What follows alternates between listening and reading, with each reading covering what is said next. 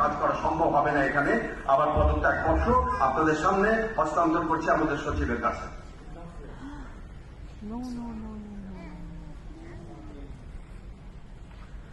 আমার এখন ফিরে যাওয়া দরকার আমার নিজের কাছে। এখানে আমাদের আমলাতন্ত্রের পেছনে 10 বার ফোন করে টাকা আদায় করা আমার ব্যক্তিগত কাজের না জন্য না, শিল্পকলা একাডেমির জন্য। সেই কাজটা না করতে পেরে যদি না করতে দেয় এবং তার জন্য যদি আমাদের পরে পদে পদে বাধা দেয়, তাহলে আমার এখানে থেকে লাভ নেই। এটা একেবারে সুচিন্তিত ভাবনা, আমার সুচিন্তিত ভাবনা। এই জন্য যে আমি গতকাল সারাটা দিন এবং আজকে গতকাল বিকেল থেকে আজকে সন্ধ্যা পর্যন্ত এটা নিয়ে ভেবে আপনাকে আমার রেজিগনেশন লেটার দিলাম।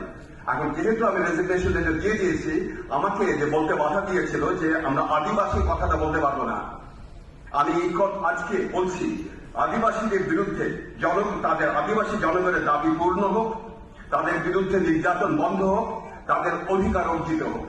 আমি একসাথে চাই বৈষম্যহীন বাংলাদেশ কায়েম হোক, আনাসের মতন শহীদদের রক্ত যেন সার্থক হোক। এটা আমরা ভুলে যাচ্ছি আমরা গণ অভ্যুত্থানের কথা। এই গণ অভ্যুত্থানে আমরা যে বৈষম্যহীন বাংলাদেশ চেয়েছিলাম সেটা সত্যিকার ভাবে সার্থক হোক, এবং তার জন্য আমি আশা করি বাংলাদেশ শিল্পকলা একাডেমি ভবিষ্যতে নিরলস পরিশ্রম করে যাবে। আপনাদের সবাইকে অনেক ধন্যবাদ।